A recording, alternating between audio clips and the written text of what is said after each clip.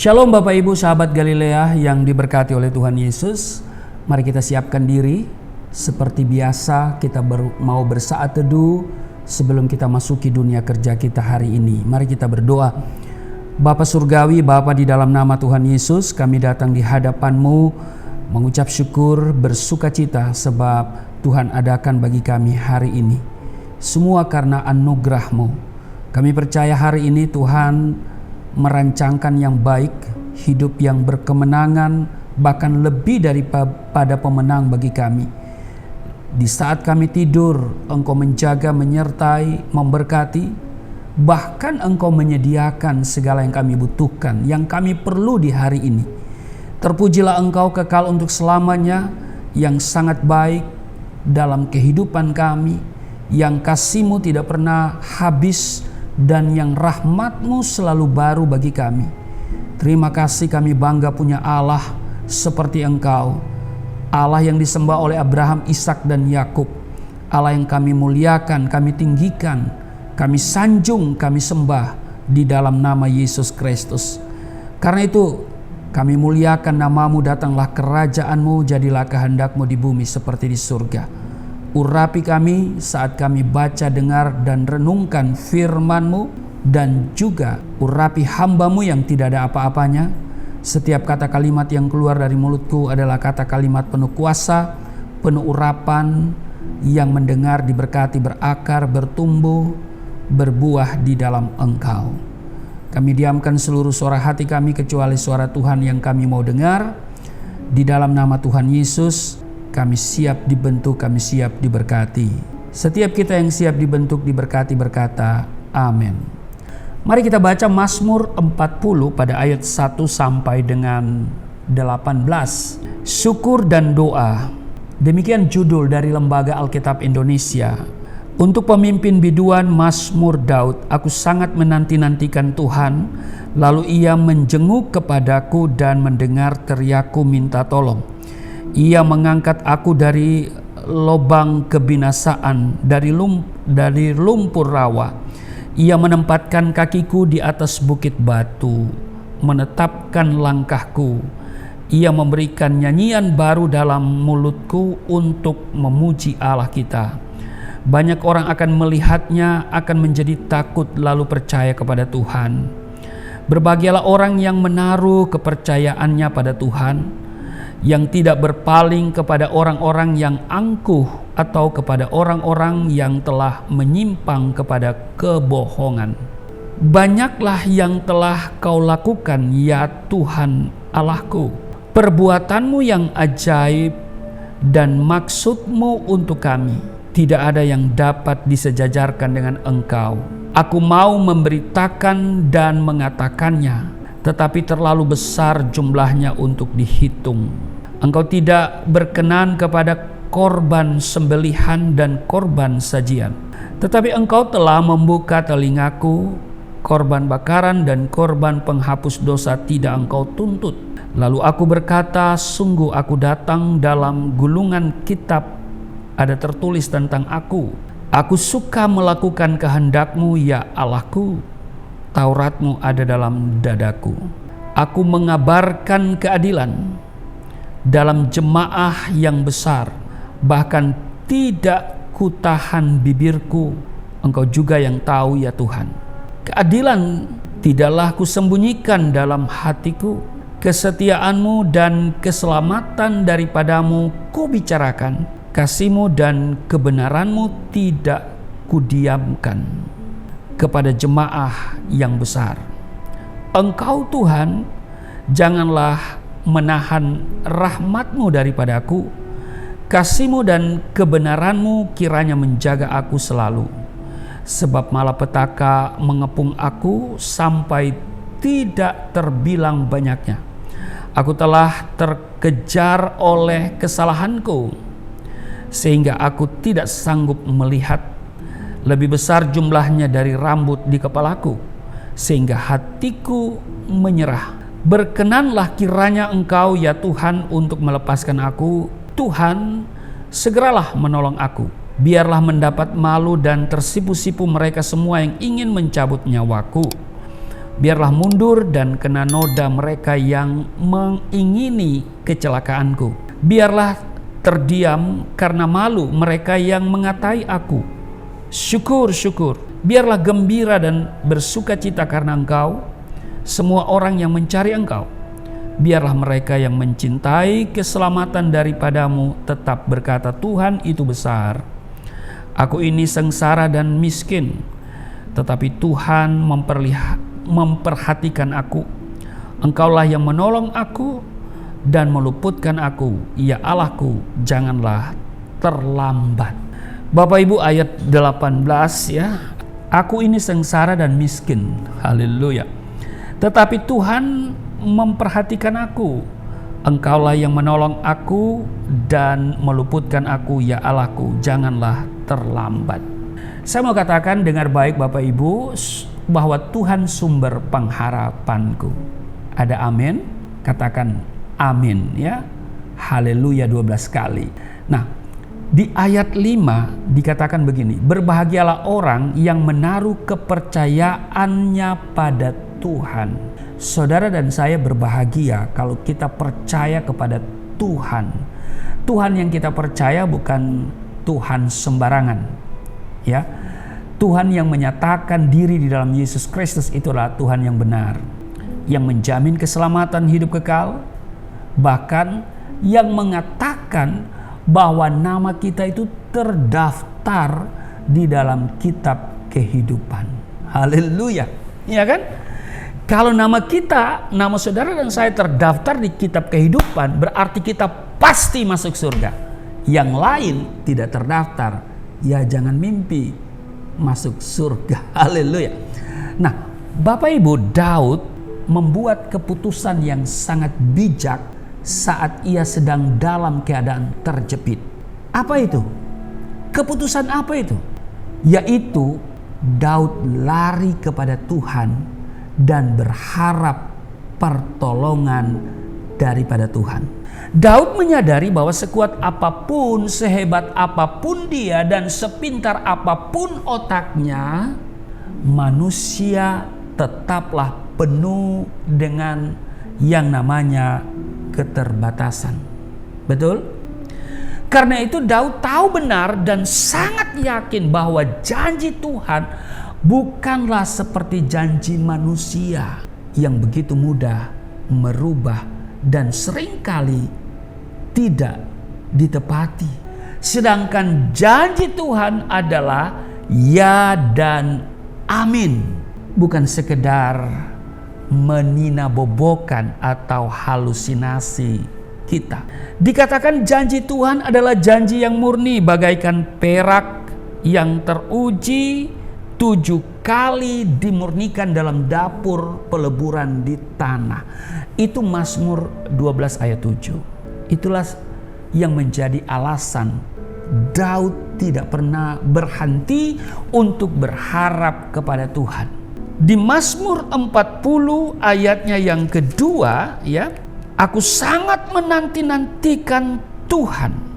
Lalu ia menjenguk kepadaku dan mendengar teriakku minta tolong.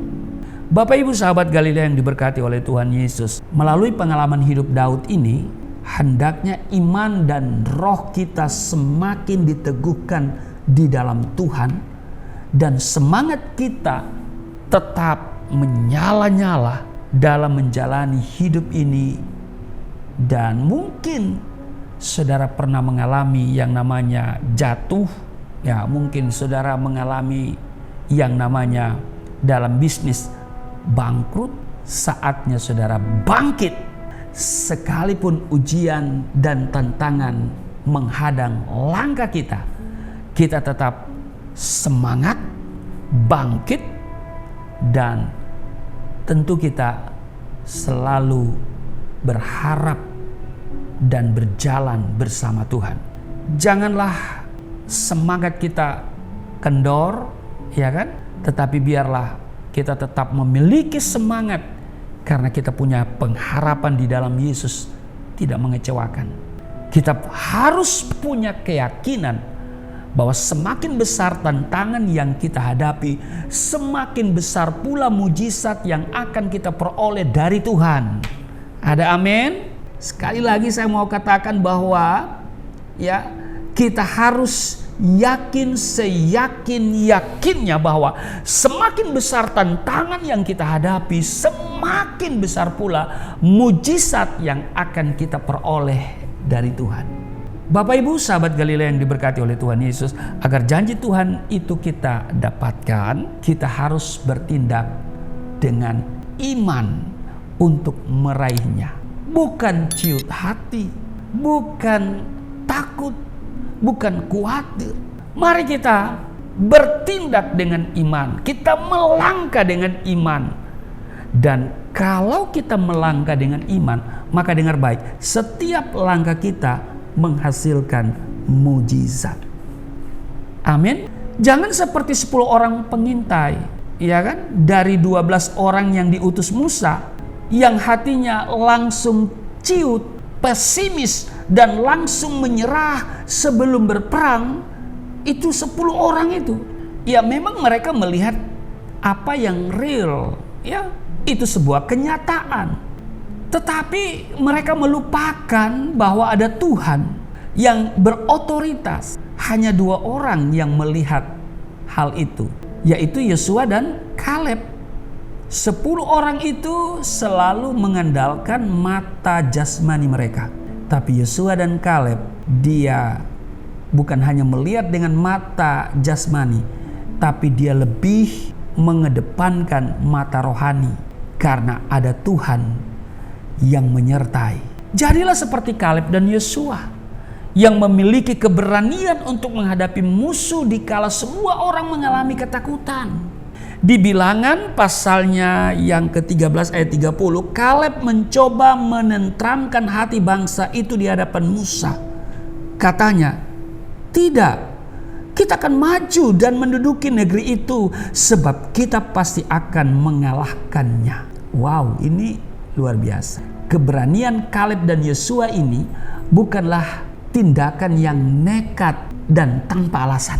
Karena mereka tahu dengan pasti bahwa Tuhanlah yang akan menyertai mereka. Dan bersama Tuhan segala sesuatu pasti berhasil. Perhatikan pernyataan iman Daud dalam ayat 6. Ya, dia katakan begini. Di Mazmur 40 ini ya, yang menjadi bacaan kita hari ini. "Banyaklah yang telah kau lakukan ya Tuhan Allahku, perbuatanmu yang ajaib dan maksudmu untuk kami. Tidak ada yang dapat disejajarkan dengan engkau. Aku mau memberitakan dan mengatakannya, tetapi terlalu besar jumlahnya untuk dihitung." Tuhan adalah satu-satunya sumber pengharapan kita. Amin. Amin. Ya, katakan amin. Karena itu tidak perlu kita ciut hati, tidak perlu kita khawatir tentang apapun juga. Mungkin saudara menatap saya dan bertanya, "Pak Pendeta nggak pernah khawatir?" Ya, sebagai manusia seringkali kekhawatiran itu muncul, tetapi saya bawa dalam doa, ya kan? Nyatakanlah segala keinginanmu di dalam doa kepadanya, gitu kan? Ya, siapa sih manusia yang tidak pernah khawatir? Ya, apalagi saya yang hidup tanpa gaji. Saat-saat seperti ini saya membutuhkan biaya untuk anak-anak masuk sekolah. Dan semua bayar pakai duit, bukan pakai doa. Iya kan? Tetapi bukan berarti doa tidak penting. Doa yang utama. Jadi saya ini hidup oleh doa, bukan oleh duit. Iya kan? Walaupun semuanya pakai duit, ya belanja di pasar pakai duit, di supermarket pakai duit, ya bayar sekolah pakai duit, tetapi saya selalu mengutamakan doa. Kenapa? Karena tidak ada perkara yang mustahil. Ketika ku berdoa, mujizat itu nyata. Amin. Iya. Jadi hidup tanpa gaji, aduh. Kalau orang tidak terlatih seperti saya, nggak bisa tidur, nggak bisa makan ya. Tapi saya sudah terlatih. Ya, di awal-awal pertobatan, ya, di awal-awal saya memulai pelayanan. Aduh, kita udah banyak puasa. Puasa bukan karena tuntutan iman, karena tuntutan keadaan. Maksudnya keadaan ekonomi. Tapi selalu memiliki pengharapan di dalam Yesus. Saya selalu percaya bahwa apa yang tidak pernah dilihat, tidak pernah didengar, tidak pernah timbul di hati, itu yang Tuhan sediakan. Tapi memang harus orang yang sudah diproses sama Tuhan, ya. Banyak yang telah Tuhan lakukan terhadap diri saya. Perbuatan-perbuatan Tuhan yang ajaib dan maksud Tuhan yang luar biasa. Tidak ada yang dapat disejajarkan dengan Tuhan, ya, seperti kata Daud, ya. Dan saya mau memberitakan dan mengatakan, tetapi terlalu besar jumlahnya untuk dihitung. Kiranya firman Tuhan hari ini meneguhkan kita bahwa Tuhan akan selalu memberikan yang kita butuhkan, yang kita perlu. Kita berseru kepada Dia dalam doa, Dia pasti menjawab. Amin. Tuhan adalah satu-satunya sumber pengharapan kita. Gak usah takut. Ya, seperti saya hidup pas-pasan, pas butuh pas ada. Saya punya doa dan Tuhan yang akan mencukupkan segala sesuatu. Karena Dia adalah satu-satunya sumber pengharapan. Mari kita pegang bahwa Tuhan tidak pernah membiarkan dan meninggalkan kita. Karena itu berharaplah kepada Tuhan. Jangan berharap kepada manusia, pasti kecewa. Tapi kalau kita berharap sama Tuhan, pasti tidak kecewa. Amin. Selamat beraktivitas di hari ini. Tuhan Yesus memberkati. Mari kita berdoa. Terima kasih Tuhan untuk kasih setiamu, perbuatan-perbuatanmu yang ajaib, maksud-maksud Tuhan yang tidak bisa kami selami dengan pikiran kami. Dan Engkau tidak dapat disejajarkan dengan yang lain. Engkau akan selalu kami beritakan perbuatanmu yang ajaib, mujizatmu yang Kau nyatakan. Terima kasih hari ini hamba doa untuk seluruh sahabat Galilea dalam seluruh aktivitas dan pergumulan serta mungkin tantangan, kesulitan yang mereka hadapi. Tuhan, Engkau mengerti dan Engkau memandang dari tempat-Mu yang kudus. Engkau akan mengulurkan tangan dan pasti menolong kami semua. Di dalam nama Yesus kami berdoa dan mengucap syukur. Haleluya. Amin.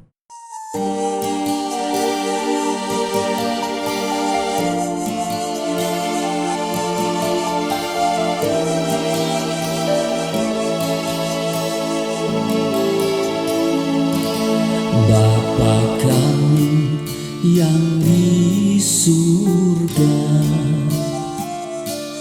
dimuliakanlah nama-Mu. Datanglah kerajaan, jadilah kehendak-Mu di bumi seperti di surga.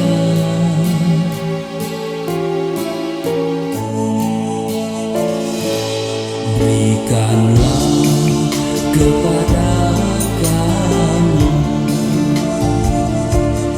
makanan yang secukupnya. Ampunilah dosa kami seperti kami mengampuni orang yang bersalah pada kami.